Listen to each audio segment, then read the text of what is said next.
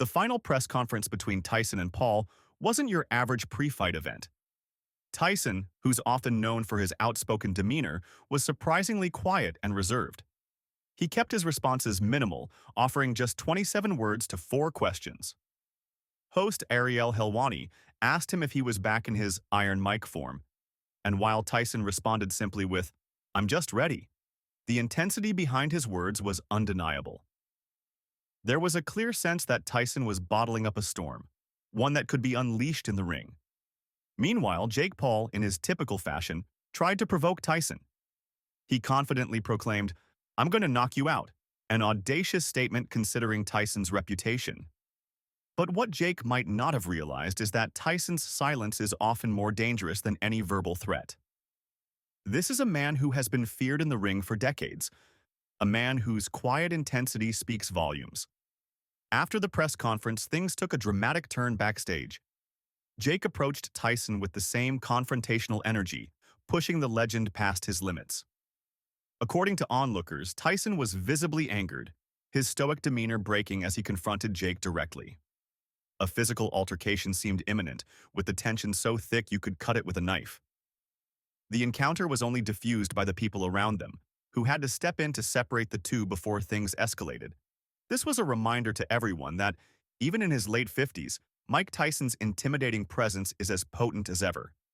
Jake's attempt to provoke Tyson only added fuel to the fire, showing that he might have underestimated just how intense Tyson can be, even outside the ring.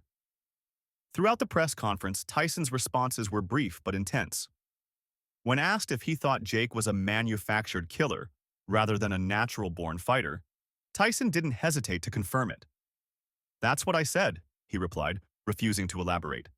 It was a classic Tyson move: direct, unapologetic, and terrifyingly calm. For Tyson, there's a clear line between fighters who are born for the sport and those who are manufactured by media and hype, and he made it clear which side he believes Jake Paul falls on. When asked what his legendary trainer, Cus D'Amato, might think of this fight, Tyson replied, "He'd be very happy. I'm back." Your first trainer, the late great Cus D'Amato. What do you think he would say of this spectacle going down on Friday? He'd be very happy. This response struck a chord with fans, reminding everyone of Tyson's roots and the fierce mentality that D'Amato instilled in him. To Tyson, this isn't just another fight. It's a return to his primal fighting instincts. On the other hand, Jake Paul continued to play his role as the provocateur, constantly trying to get under Tyson's skin. Known for his trash-talking and social media antics, Jake tried to belittle Tyson, calling himself the future of boxing and claiming he'd knock Tyson out. Jake's confidence is undeniable, but his methods seem almost reckless, especially given Tyson's legacy. Jake's approach has often been to dominate the media with his brash personality and self-promotion. This strategy has brought him a huge following and made him a massive pay-per-view draw, but there's a big question here. Has Jake taken on more than he can handle? Trying to out-talk or out-intimidate a fighter like Tyson is a risk, and for many it seems that Jake is underestimating the monster he's facing. For fans, seeing Tyson's restrained but fierce responses during the press conference was a reminder of why he was feared for so long in the sport. When Tyson fights, he brings an intensity that is deeply rooted in his killer instinct, an instinct that his trainer Cus D'Amato famously cultivated. D'Amato taught Tyson to not just aim to win, but to obliterate his opponent, a mindset that turned him into the youngest heavyweight champion in history. At this press conference, it was evident that Tyson was tapping back into that mindset. He didn't need to shout or boast. His silence spoke louder than words. And as fans know, a quiet Tyson is often the most dangerous version of him. This fight is about more than just Tyson versus Paul. It represents the clash between traditional boxing values and the modern spectacle-driven world of entertainment boxing. For Jake, this is another step in his journey to prove that he's a legitimate boxer, not just a social media influencer. But for Tyson, it's about protecting the honor of the sport he dedicated his life to and proving that true fighters aren't manufactured, they're born. With the bout being streamed on Netflix, it's a perfect example of how boxing is evolving. The traditional pay-per-view model is being replaced by a more accessible, streaming-first approach, bringing boxing to new audiences. But with that comes the responsibility to maintain the sport's integrity, something Tyson seems determined to defend. Since news of the Backstage confrontation broke, the boxing world has been buzzing. Fans are split. Some are excited about the entertainment value, while others are worried this match might become more spectacle than sport.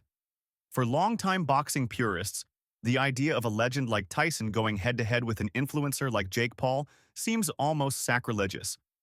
They feel that Tyson is stepping down to Jake's level, and that the fight could cheapen his legacy. But for Jake's fans, this is a dream come true. It's the ultimate underdog story. The young upstart versus the aging legend. Jake has cultivated a huge following by positioning himself as the future of combat sports, and this fight is his chance to prove it. Perhaps the biggest question looming over this fight is, can Jake Paul handle the intensity of a fighter like Mike Tyson? Tyson's power, even at his age, is still legendary. He's known for his brutal punching power, his ability to close the gap with frightening speed, and his unwavering intensity. For Jake, stepping into the ring with Tyson isn't just about skill, it's about handling the psychological weight of facing one of the most feared fighters of all time. Jake might be younger, with a bigger online following, but as many fans have pointed out, he doesn't have the same killer instinct that Tyson has. Even in his later years, Tyson's mentality in the ring hasn't softened. Facing him means facing that instinct head-on, and it's something no amount of YouTube fame can prepare you for. For Tyson, this fight is about reminding the world of who he is and why he's still a name to be respected in the boxing community. If he wins, he solidifies his legacy even further, showing that even in his late 50s, he's a force to be reckoned with. For Jake, a victory would prove his critics wrong and place him on a whole new level in the boxing world. It would signify that he's more than just a social media star, he's a real competitor who can go toe-to-toe with legends. But this isn't just about wins and losses. This fight represents a turning point for both of them. For Tyson, it's a chance to defend the honor of boxing. For Jake, it's the ultimate test of whether his persona as a boxer can stand the heat when faced with one of the sport's greatest warriors.